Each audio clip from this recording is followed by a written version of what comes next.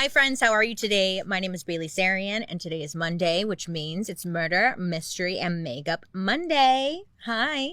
If you are new here, hi. My name is Bailey Sarian. And on Mondays, I sit down and I talk about a true crime story that's been heavy on my noggin, and I do my makeup at the same time. So if you're interested in true crime and you like makeup, I would say subscribe because I'm here for you on Mondays. Now let me shut up because I need to tell you about today's story. I couldn't stop talking about it to myself because this morning I was going on and on to myself and I was like, let me just film this. Hi, just popping in here to thank Midas Merch for sponsoring today's episode. Now listen, I'm just like you. I love a little doom scroll before bed, but sometimes it can get a little intense, huh? Like it'll be 9 o'clock. I'm just like, I'll do this for just a couple minutes. Next thing I know, it's 2 a.m. What have I been doing? What am I doing with my life? So I've been searching for something a little bit more cozy, relaxing, maybe magical, something where I feel like maybe I'm being productive. And everything changed when I found out about the game Midas Merge. I've talked about it before. Midas Merge is a Merge 3 game you can play on your phone with iOS, Android, or whatever you're working with. In Midas Merge, you team up with King Midas and Queen Leia. And the goal is that you're helping them bring light back to the Gardens of Gold, which is basically like this gorgeous glowing world full of like secrets, magical creatures, and puzzles. And there's a whole story that unfolds as you play. I love storytelling. So when you're playing, you find out that the Garden of Gold has been taken over by this shady character named Nyx, who is the literal goddess of night. She's like an emo queen. But the best part is that you are the hero of the story, helping to restore light to the realm using the power of the sun. Oh, it's so magical. It's like, oh, let me just save this enchanted kingdom really quick before I go to bed. It's relaxing, it's adorable, and it's a feel-good play. Plus, they have all these adorable creatures. I love a creature. One of my favorite is the U-turtle. I love a turtle. They're just so cute. But this little character, he's cute, he's positive. Let me live, okay? Midas Merge is free to download and ad-free. And guess what? If you're one of the first 100 people to download it using my link or QR code down below, you get a custom level 2 U-turtle that is exclusive to this little squad right here, as in it has my name on it. Cute! I know, it's like our pet, our garden baby. We're co-parents now. So yeah, whether you're in it for just like a calming, vibe, an enchanting story, or you just want to like zone out and like merge your problems away, you are gonna love this game. So stop doom scrolling and pick up Midas Merge. Discover your next favorite game. Merge, restore, and heal the Golden Garden. Download Midas Merge for free via this link or QR code. A big thank you to Midas Merge for sponsoring today's episode and to viewers like you, because you mean the most. Now let's get into today's episode, huh? Listen, today's story has everything, okay? Suspicious deaths, arsenic-laced flypaper, a bad dye job, 2 gold front teeth, and one woman at the center of it all who just could not be stopped. Meet Lydia Trueblood. First of all, great name. A picture-perfect housewife on the outside, but behind her beauty and grace was a very, very deadly woman. Oh my God. And the press? Oh, they gave her a nickname straight out of a gothic horror novel. Idaho's Lady Bluebeard. She was beautiful, allegedly. She was clever. I'll give her that. And she may have been one of America's first Black Widow serial killers. Now listen, today's story will blow your tits off. Mine, gone. I was like, what? So, let's dive into the story of Lydia Trueblood, the woman who got away with everything. Oh my God. Today's story might sound familiar, but I checked up and down, never done this story. Just letting you know, okay? Because back in the day, these kind of stories, they whatever. I haven't done this one yet, okay? Just letting you know. If you're ever curious to know what products I'm using, I'll list them down below, but let me tell you, I don't even know where to start. Where am I starting? Well, I'm going to start with the term Black Widow. So sometimes you hear it in like true crime circles, and you know, it's not about the spider. It's about a woman who, through a pattern of relationships, often for financial gain, leave a trail of deceased husbands in their wake. Now, Lydia Trueblood is one of the most chilling examples. Now, her story, if the allegations are to be believed, involves not just one, not two, but 4 husbands who died under suspicious circumstances. And then there was a 5th husband who simply disappeared. A magician, I call her. 5 men all connected to one woman. And it was like a pattern impossible to ignore, but like everyone did. To understand Miss Lydia, we have to go back, way back, October 16th, 1892. That's when she was born, okay? The place, Catesville, Missouri. Now, at the time, Catesville, Missouri was like a small town, but it was considered a vibrant community. They had active businesses, banks, hotels. There was a distillery, restaurants, lots of shops. Plus, there were like 2 newspapers in the town. I was like, damn, they had all that back then? I was thinking dirt and that's it, you know? I don't know. But it seemed the people who were living there were like thriving. The homes were described as like beautiful homes, okay? Streets were lined with beautiful trees, and the people prided themselves on being educated because like they had a college in their city, and they also had a streetcar. I mean, this was a big deal back then, you know? Now, of course, that was like the main hub. On the outskirts were farm owners and, you know, the workers who really kept things moving. Now, that's where Miss Lydia and her family was living. I forgot my piercing. So Lydia, listen, she was born into a very large family. She was the second of 11 children to her daddy, William, and her mommy, Laura Trueblood. Now, 11 kids sounds exhausting, chaotic, and expensive. But nowadays, they would probably have a show on TLC. But back then, you know, it was common. Especially because, like, if you owned a farm, you needed help, and the kids were there to help. So Lydia's family, they owned a farm in Catesville, but at this time they were, I guess, just, like, scraping by. Now, when Lydia was a teenager, her father made a very big decision. He sold the family farm in Catesville. So they packed up their lives, they packed up all the children, and they headed west to Twin Falls in southern Idaho. Now, I was doing some research on Twin Falls, and it was pretty wild. Like, it was this crusty, dusty place, like with nothing going on. But then in 1905, the Milner Dam was completed, and this made the town boom.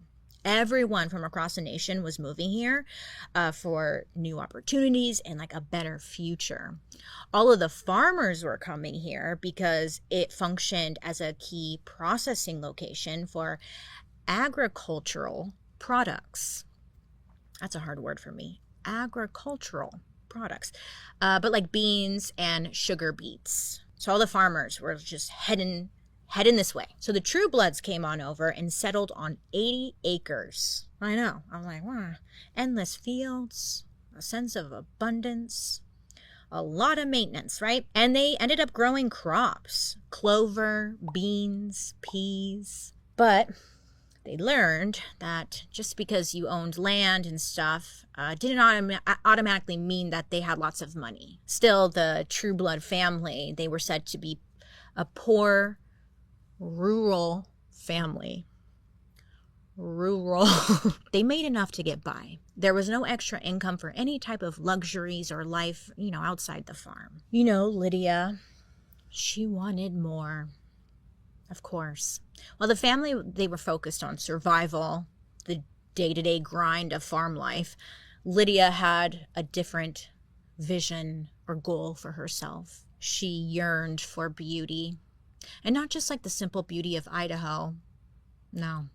But the beauty for finer things in life. Like clothes, elegance, class.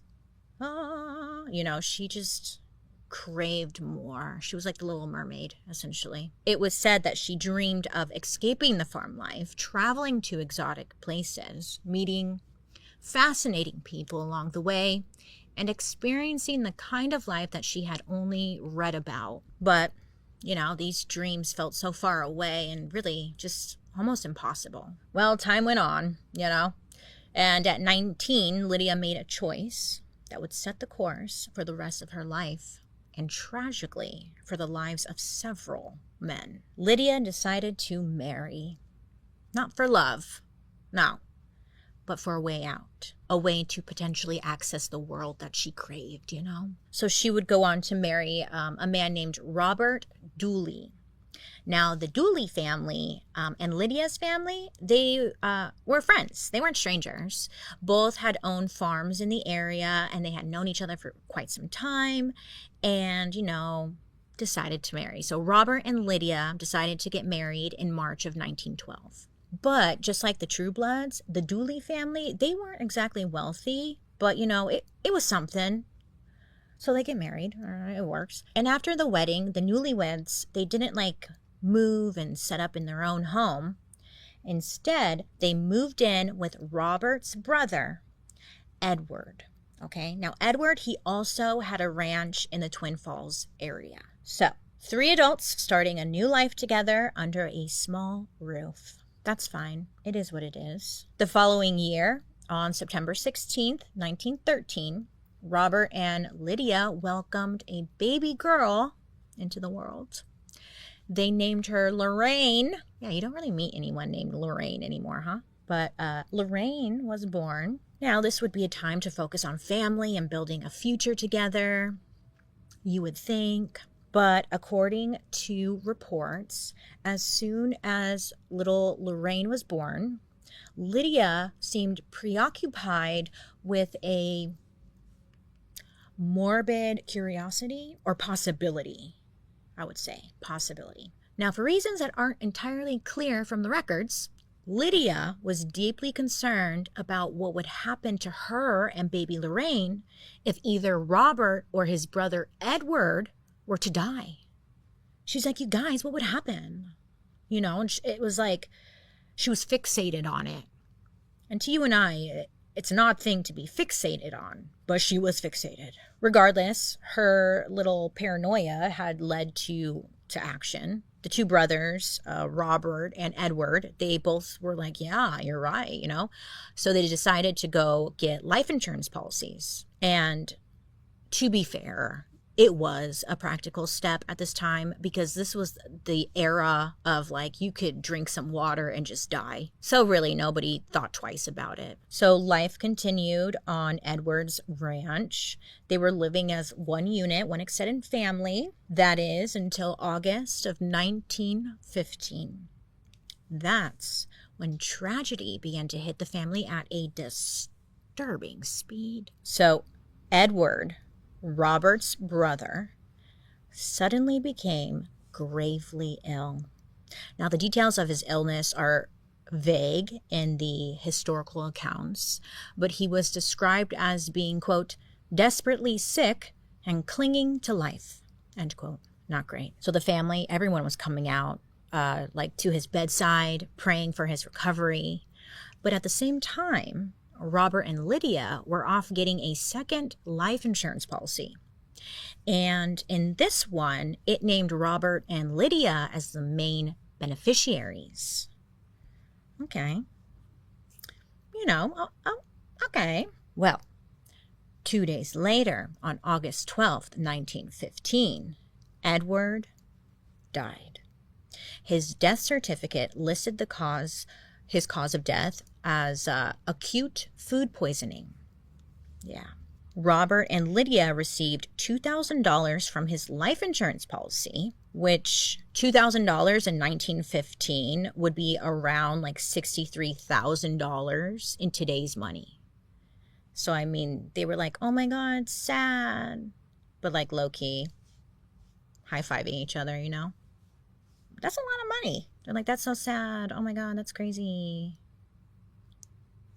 Now, you think they would just take the money and move on with their lives. But of course not, because we're here. But the darkness was just beginning because, listen, a few weeks later, September 27th, tragedy struck again.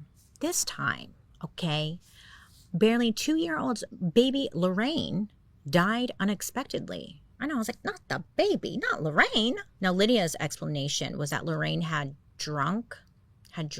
She had contaminated water from a dirty well, and that was the cause of her death. That was all the information I could find. I was like, So it was like 2 deaths back to back, barely a month apart. I mean, it was said that the grief that they were feeling was immense. I was like, I'm sure it was. Now, this is when a pattern began to emerge. On October 12th, precisely 3 months to the day after Edward's death, Robert, Lydia's first husband and the father of their deceased daughter, he dies. The cause? Typhoid fever. Oh, yes. Oh, typhoid fever. Yes, it gets everyone at that time, didn't it? Poor Lydia, huh? Now, with Lydia being the sole survivor of the family, she received all the money. And with Robert's passing, she received an additional $2,000 from his life insurance policy. So that was, again, another $60,000 plus in today's money. So in less than 3 months, Lydia went from being like a young wife and mother in a struggling farming family to a widow with a deceased child who now had access to a lot of money. She's like, oh, okay. Suddenly Lydia, like who dreamed of, the beautiful clothes, traveling, all that stuff, she maybe actually could have those things. I mean, she had money. She's like, wow, that was kind of easy. Maybe. So what'd she do with all this new financial freedom, Well, to be fair, the records, they didn't go into great detail about, if she spent money afterwards or, what she did. But what we do know is that within 2 years of Robert's death, Lydia would remarry. So her second husband was a local car salesman named William. Her getting remarried so quickly, again, it's the olden days, so it wasn't completely unheard of, But combined with the previous deaths, some people were raising their eyebrows, okay, And soon as she married William, that familiar pattern repeated itself, you know what I'm saying? William took out a $5,000 life insurance policy, naming Lydia as the beneficiary. Now, $5,000, cha-ching, okay, in today's money, blah, blah, blah, it comes around like $100,000. Okay, she's like, fuck yeah. Well, the two of them get married. They're like, yay, whatever, right? They do their thing. And Lydia and William decide to move. So they end up moving to another rural town called Hardin, Montana. Now, at this time, Hardin was like a young town, but it was on the up and up. Lydia and William had been married for just over a year and were living in this Montana town when William became very ill. Oh, so ill. And on October 1st, 1918, William ended up passing away. On his death certificate, his cause of death was listed as the flu and diphtheria, which is like a serious bacterial infection. But at the same time, it was 1918. And let me tell you, the Spanish flu was coming in hot. The Spanish flu, you heard of her? In the U.S. alone, it had killed around 670,000 people. And that's just a guess. So when William died during this time, it was assumed the Spanish flu got him, No questions asked. So Miss Lydia, a widow once again. Her second husband, gone. So she walks her little happy ass down to collect that $5,000 life insurance policy. But to her surprise, William hadn't paid the premium on the policy. She's like, what? He did, well, not sure what happened there, but for Lydia, it meant that she wouldn't see a single dime of that $5,000. So that big payout, gone. So with William dead and no financial gain from his passing, Lydia returned to Twin Falls to go stay with her family. Now, she wouldn't stay there long. She's like, I don't like you people, because I don't like you. So she ended up heading out to Denver, Colorado. Now, I don't know what was up with her. I think she had some beer flavored nipples or something, because she got herself a man real quick. Always. She always got herself a man so quick. I want to know what she was doing. But his name was Harlan. And poor Harlan, run, Harlan, run. But he was also a car salesman. Maybe she had a type. I'm not sure. Or maybe like a free car discounts. I don't know. But he was also a car salesman. Now, it had only been about 6 months since her last husband had died. So, but like Harlan didn't know that. She didn't say anything. So Harlan and Lydia got married in March of 1919. She must have been real special. So the two of them, they decided to pack up and leave Denver, and they wanted to start like a new life in Harlan's hometown, Billings, Montana. Now, Billings, Montana was less than 50 miles away from where Lydia's second husband, William, was buried. Kind of far, but like not. I wonder if she told her husband, or if she was like, what? I've never been in Montana. This is crazy. This is so wild. Like, it's all so new to me. I've never been here before. I would imagine that's what she did. Lydia and Harlan got a cute little house in Billings. Everything seemed settled. It was kind of like normal for a brief period of time. But after just 4 months of marriage, Harlan died. Yes. Dead.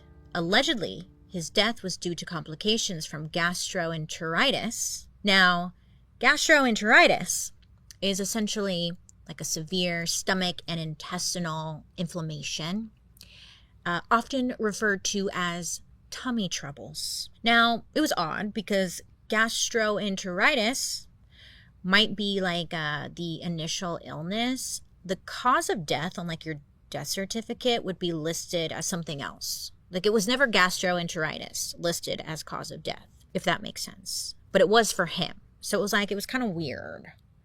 It was like, okay. But they were in a new town and nobody knew Lydia's past. So no one really asked questions, right? She just boo-hooed and kept it moving. So Lydia literally buried husband number 3. And after this, she, according to reports, bought herself a long mink coat and a fancy car. Now, at this point, people in town were definitely judging. Like, what's she doing? So Lydia, she knew people were looking at her funky because she bought like the mink coat and the car and stuff. And she was like, okay, maybe I should just kind of like chill for a minute. So she remained single for about a year. She's like, that's enough time. And then she ended up getting married for a 4th time in August of 1920. Now, her 4th husband was a ranch foreman named Edward. I know. The names. Everyone's got the same name. So just, okay, you get it though. But also, Lydia changes her name at this point, okay? She starts telling everyone her name is Anna. She's like, yeah, my name is Anna. Anna's my name. I'm going to continue to call her Lydia so we don't get confused. But she was telling everyone her name was Anna, and she's new in town. So Lydia and her 4th lover, Edward, tie the knot. And the very next day, Lydia reportedly applied for a $10,000 life insurance policy in Edward's name. It was a very bold move because she did this the day after the wedding. It was like, ma'am, what are you doing? Now, for reasons that were not stated in the records I found, the policy was rejected. Maybe the insurance company was just cautious or like a back-end issue.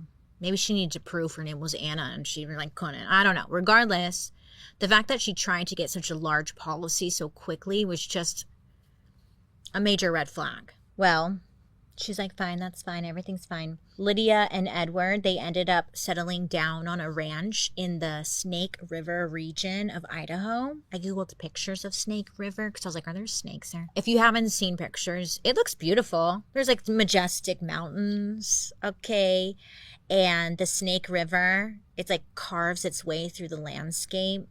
I was like, oh, that's why they named it Snake River. Get it. But it looked like a beautiful place, you know, maybe it still is. A lovely place for the newly married couple to start their new life. I was thinking, though, yeah, it is kind of fitting, though, for Lydia, because she was like a snake herself. So I was like, makes sense. I mean, her last name is Trueblood. I was like, anyways. No, Edward, he was actually like well-liked in the community. People loved this guy. He was described as being very strong, kind. He was like a bull, okay? He was helpful.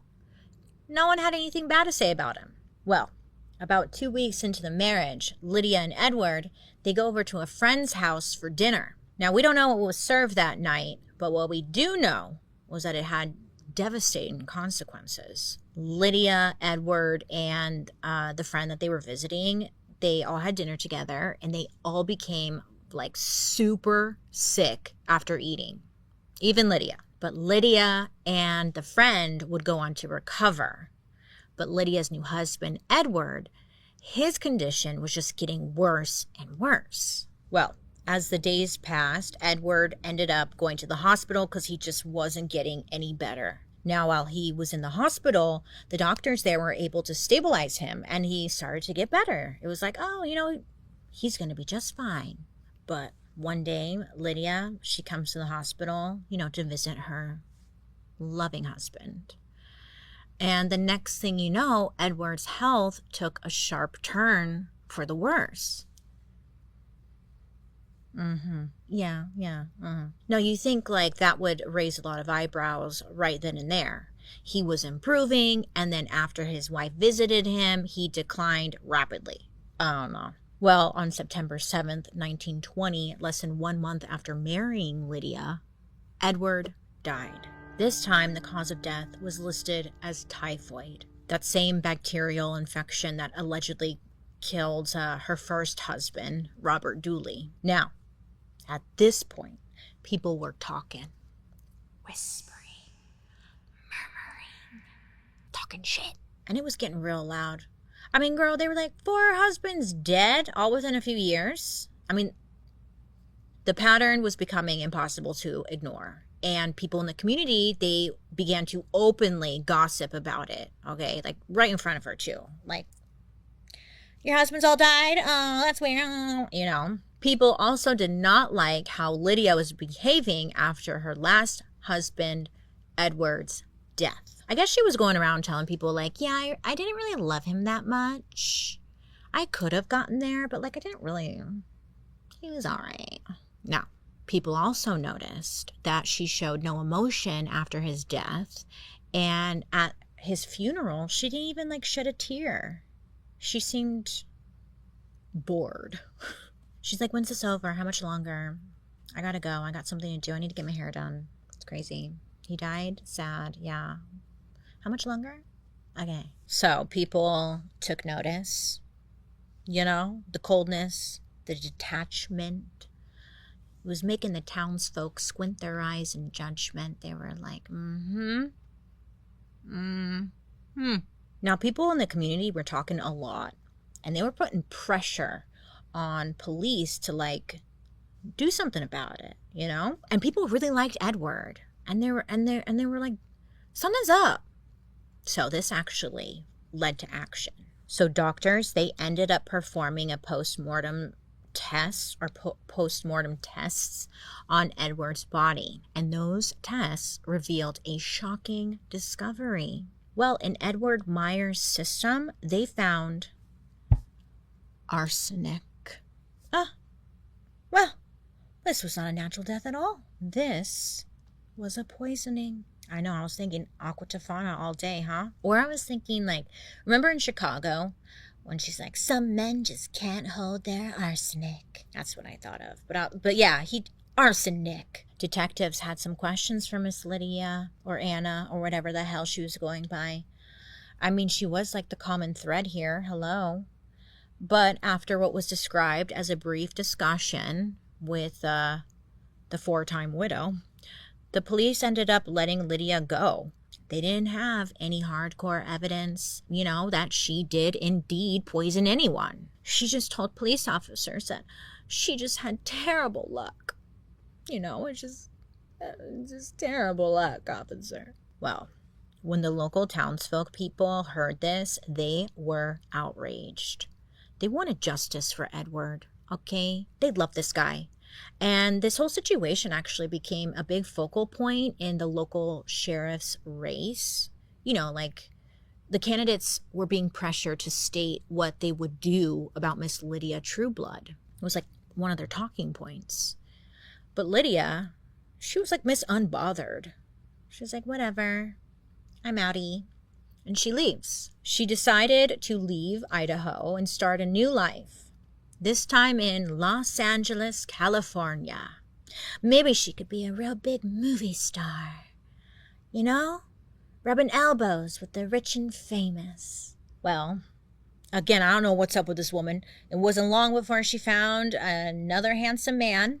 His name was Paul Southard. Well, he was in the United States Navy. And Miss Lydia was like, a man in uniform? Oh, how can I resist? Well, the two were madly in love, and they would go on to marry in November of 1920. She must have sucked some real good dick or something, right?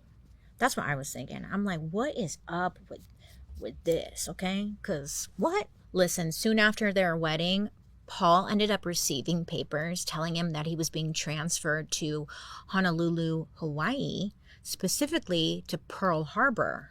Kind of eerie, but Pearl Harbor would happen 20 years later. Anyways, so they end up, going to Hawaii. And in classic Lydia fashion, she asked Paul to take out a life insurance policy. She's like, just in case anything were to happen to you, I want to, be supported. But Paul, being in the armed forces, he had a different perspective. He told Lydia, he's like, that is not necessary because if anything happens to me, the government would take care of you, blah, blah, blah. And she's like, fuck, because it ruined her potential financial motive here, okay? She's like, God damn it. At least I'm in Hawaii, I think. I don't know. Well, she's over there, right? But back in Twin Falls, Idaho, the suspicions and accusations surrounding the deaths of now the Dooley brothers and Edward Meyer did not die down. People were investigating. A key figure in the unfolding investigation was a chemist named Earl Dooley. Yeah, a lot of E's in the names. But Earl Dooley was the cousin of Robert and Edward. Remember? The first husband and the cousin, So Earl had a feeling that both of his cousins had been poisoned by this Lydia woman, So he personally was going to get some answers. And I love that. He was like, I'm just going to figure it out myself, okay? Now, Earl was also aware of the death of Lydia's fourth husband, Edward Meyer. News had traveled fast, okay?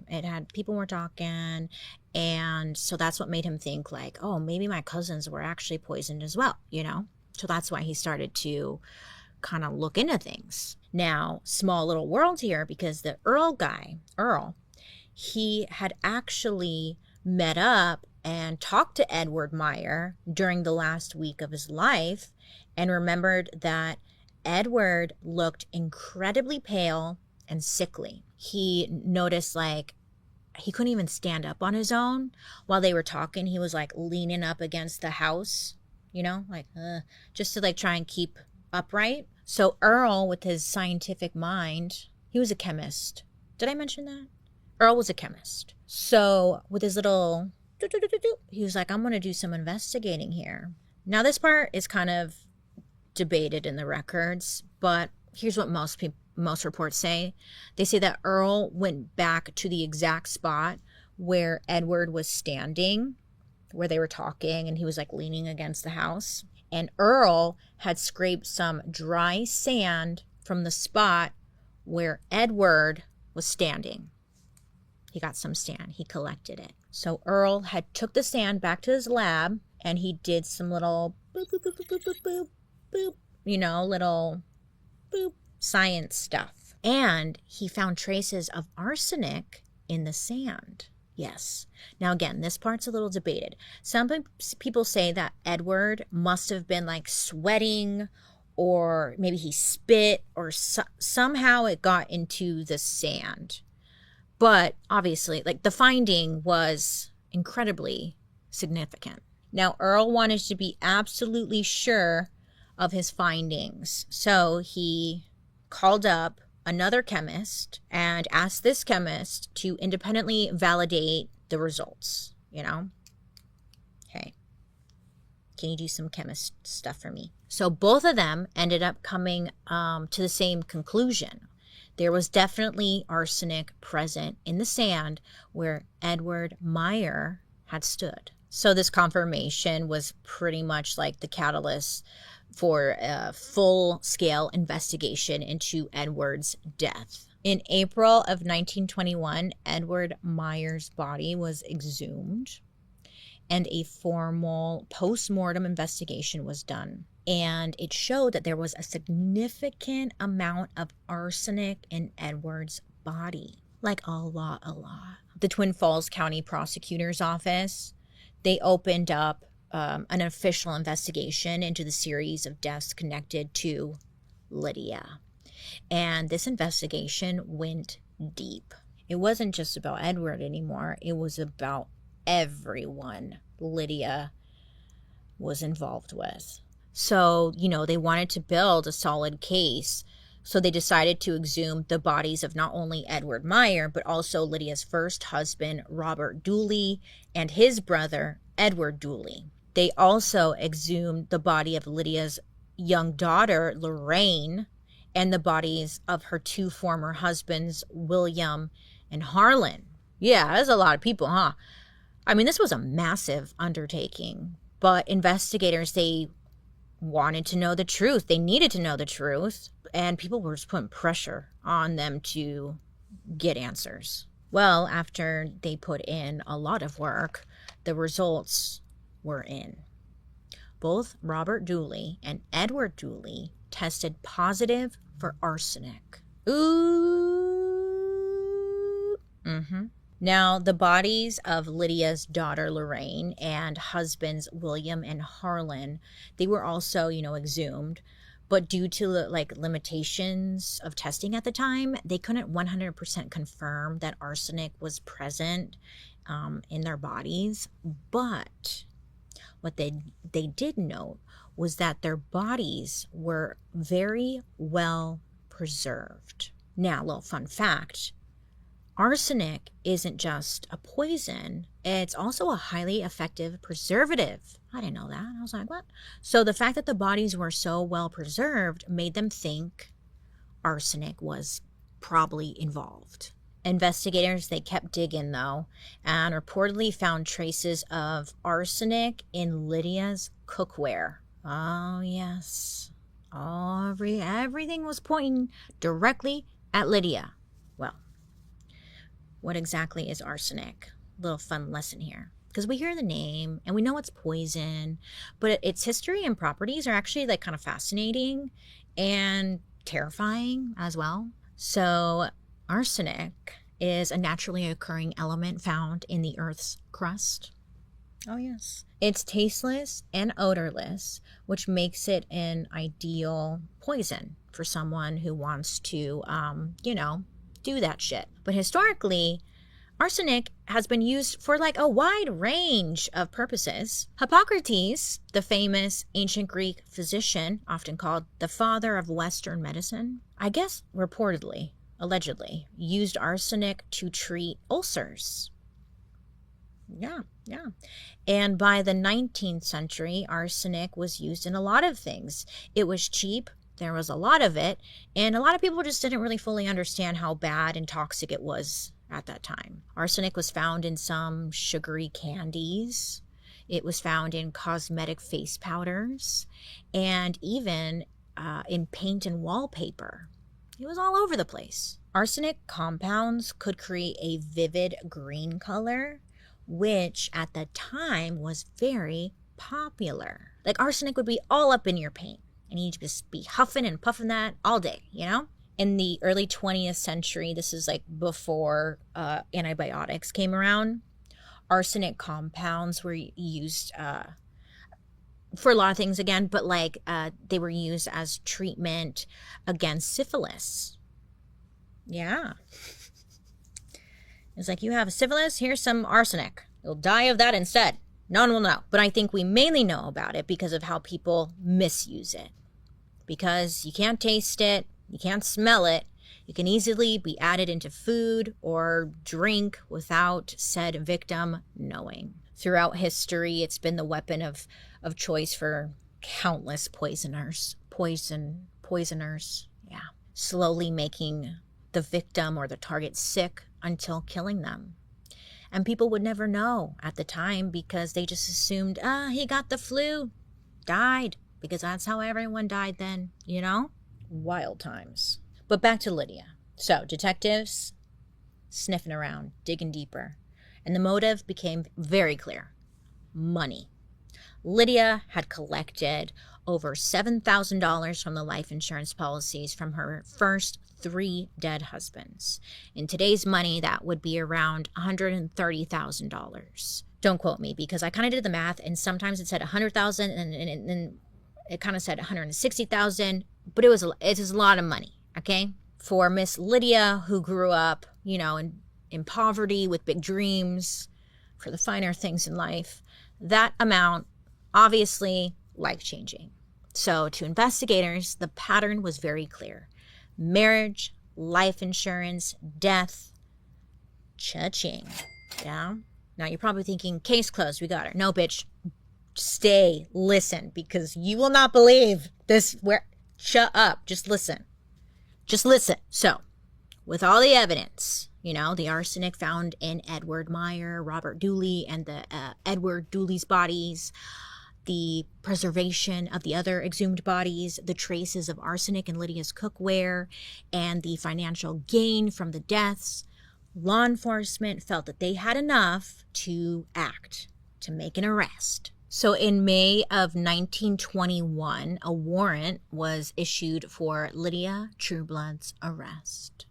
But you know, Lydia wasn't in Idaho. She was in Honolulu, living with her 5th husband, Paul. The news of the investigation and warrant had reached Hawaii, and Lydia was arrested there. She then was sent back to Idaho to face her charges. Now, during this time, her newest husband, Paul, he remained by her side, believing that she was 100% innocent. He was like, this is insane. These people got it all wrong. He reportedly told authorities that Lydia had been, quote, a mighty good wife, end quote, saying that they had got it all wrong, telling the authorities that he didn't care if she had married 10 men before him and that they all had died. That still wouldn't make her a murderess in his eyes. I mean, he was loyal. Again, like, I don't know. She must have been sucking some good dick, right? Just what? That's my theory. Or she had that gorilla grip pussy. Either way, it must have been good. I'm sorry if that's inappropriate, but what else is it? Her winning personality? I don't know. Maybe. But if I found out my partner was potentially wanted for murder, I'd be like, bye. Not sticking around. If you're innocent, I'll meet you on the other side, you know? The Twin Falls police officer who was sent to Honolulu to escort Lydia back to Idaho said that she had quite the ability to charm the men of her choice, saying that she, quote, swept the men of her choice off their feet, end quote. He went on to say that Lydia just possessed a combination of charm, attractiveness, and a bit of a manipulative nature that made her very effective at captivating men. Oh, yeah, I forgot. I wanted to Google a picture of her because, during this whole thing, I forgot to look like what she looked like. Maybe she was a total babe. Maybe she had some big old huge titties and men were like, "Meh." Let me Google a picture of her. Hold on. Lydia Trueblood.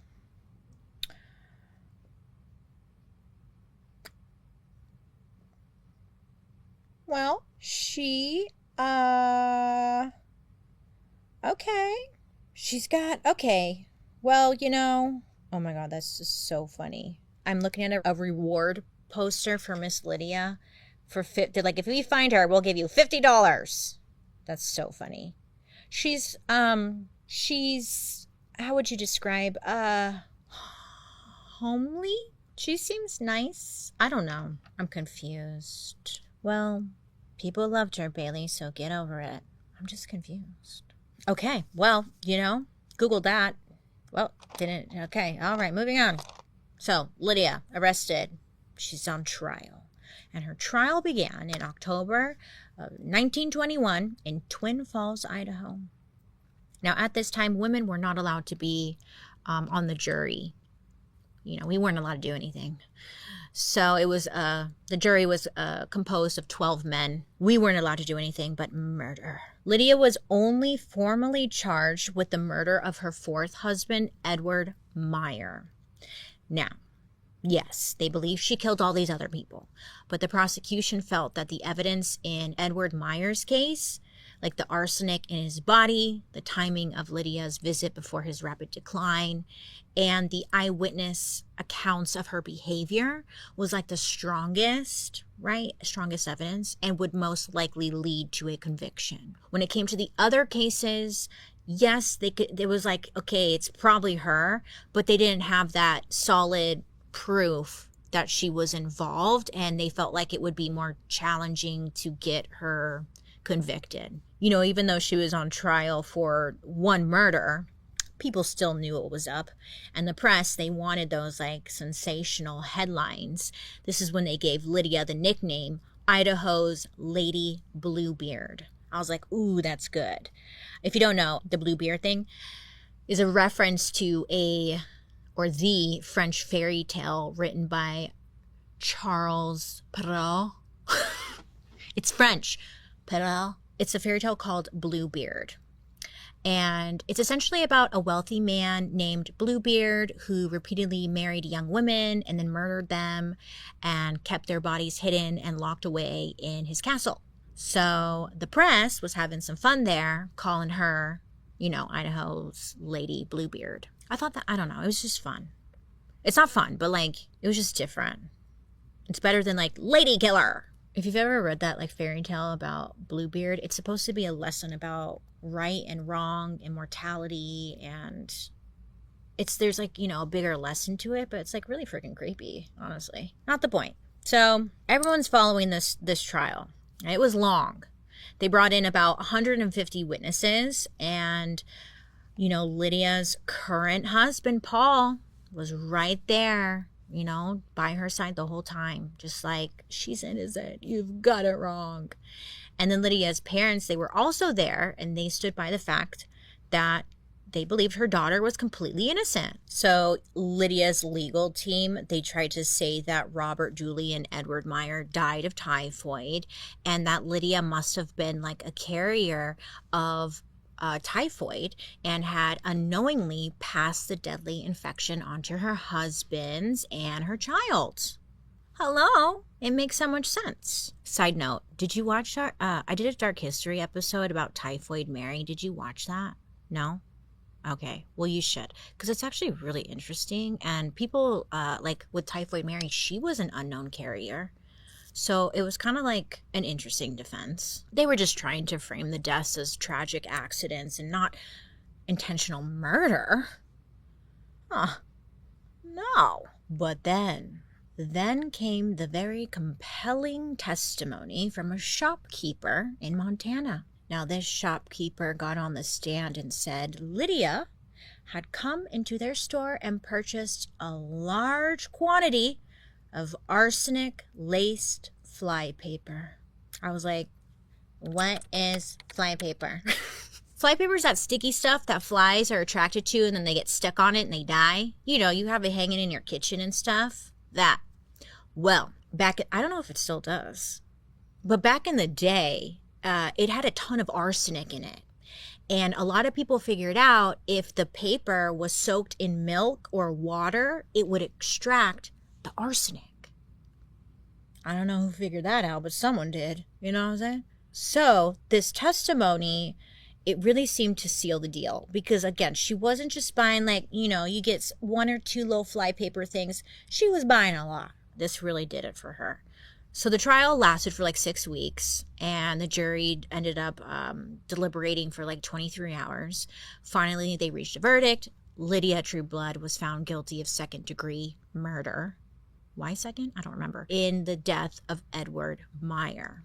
Now, the story is not over, so shut up and listen, because it gets even crazier. Because I know you're about to exit out of this video, but I need to tell you what this woman keeps doing. So, she was sentenced to a minimum of 10 years in the Idaho State Penitentiary with a maximum sentence of life. This meant that she would be eligible for parole after serving just 10 years, which really isn't that bad, right? I was like, really?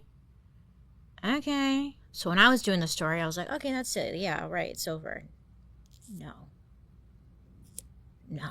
So in November of 1921, Lydia started her sentence, right?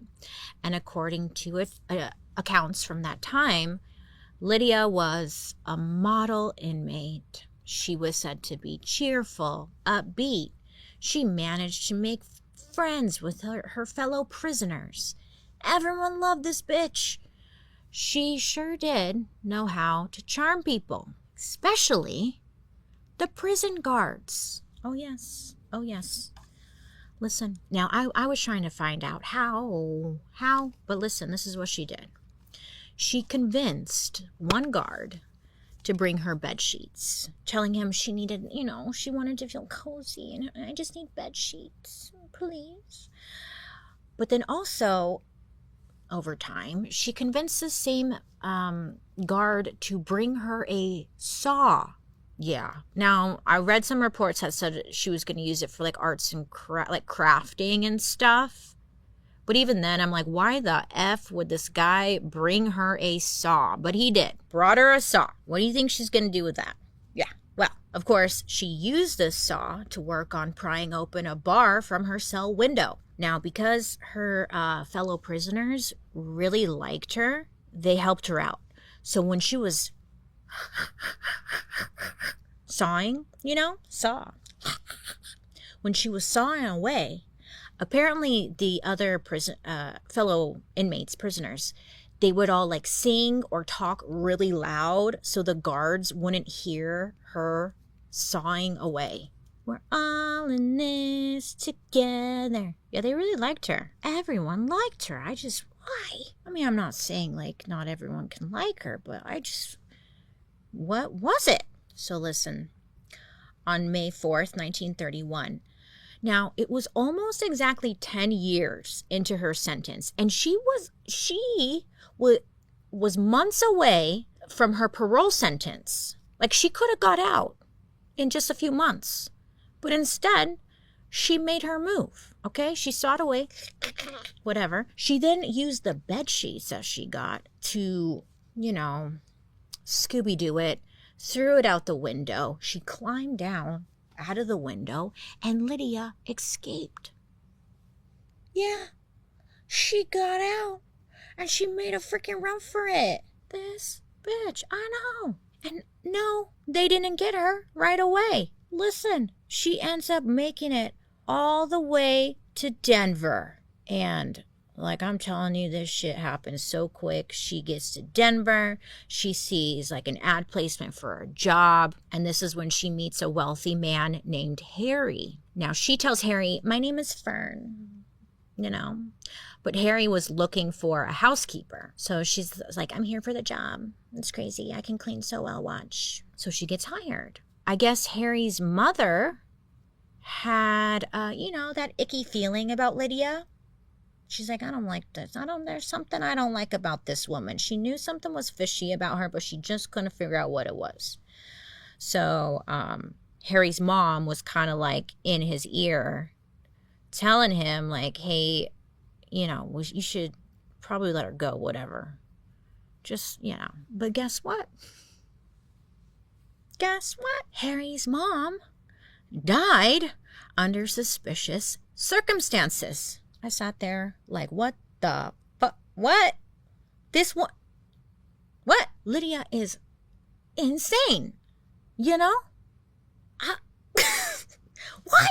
I know. What? I know. I literally sat in silence like, anyways, she's insane. Okay. But listen, it was said that like Harry and Lydia, I guess grief had brought them closer together. And Harry would go on to marry Lydia in March of 1932. What? This is not a fake story. Did they make a movie out of this? They should. Because what? Who would play Lydia? Who would play her? That's a good question. Okay, so they get married. Great. Oh, and I kind of left it out, but no, I didn't. She had a different name, so that's why. Yeah. So he didn't know she was Lydia. Because there were newspaper reports and stuff saying like, hey, like this woman broke out, like if you find her, that whatever and all that. But she was in Denver. So it just, whatever. I mean, say what you will about Lydia, but her ability to find and marry men, even while on the run from prison, astounding. A+. Wow. You did it.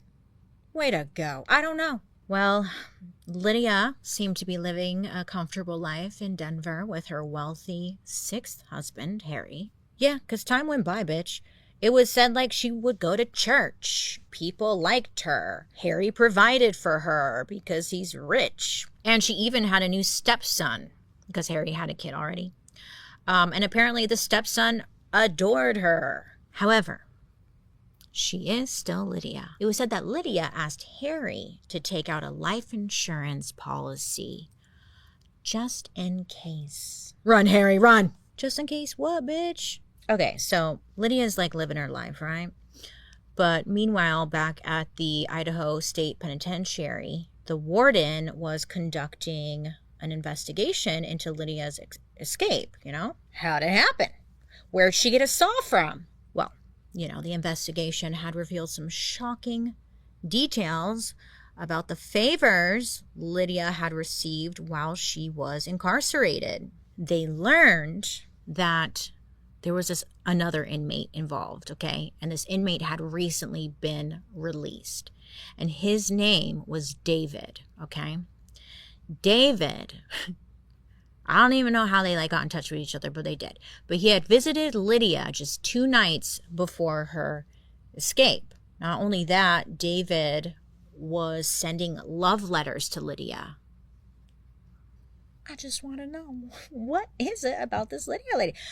But look, during the investigation, they determined that this escape operation involved outside help, aka David, and manipulation. So a nationwide search happened, right? They're looking for both David and Lydia. Now, in July of 1932, the police were able to locate David, and he was in Denver. Now, David had a lot to say, because Lydia had promised David, this guy, that they were going to be together forever. She's like, I love you. If you help me get out of here, we'll be together and just run away and yay. But he was super bitter because after they had escaped, she dumped his ass and then she went and married that wealthy Harry guy. So he was more than happy to tell investigators where she was. He was like, yeah, I know where she is. Lydia somehow got word that investigators were kind of getting close, She's like, oh no, what do I do? So she ends up just packing her shit, and she took off to Topeka, right? Topeka, Kansas. She went there because that's where her mom was living. I've never been to Kansas. What's going on over there, actually? I'm just thinking about it. So she goes to Topeka, Kansas, right? So while she's there, she tries to change her appearance. She ends up dyeing her hair. She had like naturally brown hair, so she dyes it black. And then she replaced her 2 front teeth with 2 front gold teeth. Yeah, she's like, I'm not Lydia. I'm someone else. Okay, Lydia, all right. But even Topeka wasn't far enough to escape her past, okay? Because the police, they were on it. I'm surprised. They were on it because on July 31st, they were able to find Lydia. They sure did. They got her ass. She was arrested and sent back to the old Idaho State Penitentiary to serve the remainder of her sentence and face consequences for her escape. Now, it's not over yet. So Harry, her last husband, he found out and just found out about Lydia's past, and he had his marriage annulled. He's like, probably like, dodge that bullet, seriously. She gets rearrested. She gets put back in prison, right? And it was said that she was a role model inmate, but during her time in prison, an expose came out. Oh, yes. It was published in 1933, and it brought to light the favors that Lydia had received during her previous time in prison. Now, the report detailed instances where she had been allowed to visit her sick mother outside of prison grounds, and she was left unguarded for hours, that she had been given car rides and even allowed outings to a nearby resort, and she was allowed trips to the movies in Boise, Idaho. I think this whole expose comes out, and like these privileges that were just granted to a convicted murderer were shocking. People were outraged. But it also showed how Lydia really could influence and charm freaking anyone. Yep. Seriously, I kept asking myself, how in the world did she do it? How? Like, she should have written a book. How to influence and charm anyone for anything you want. Because what's that one book? How to win people over and influence blah, blah, blah, whatever. You know what book I'm talking about? Yeah, I don't know the title, but you know what book I'm talking about. She should have written a book on how to do that. I mean, leave out the murder part, but I would read it because, damn, like what? During her time in prison, she continued to appeal her case. Okay, here's the super odd part, because like even complete strangers started writing to the governor of Idaho pleading for Lydia's release. Oh yes.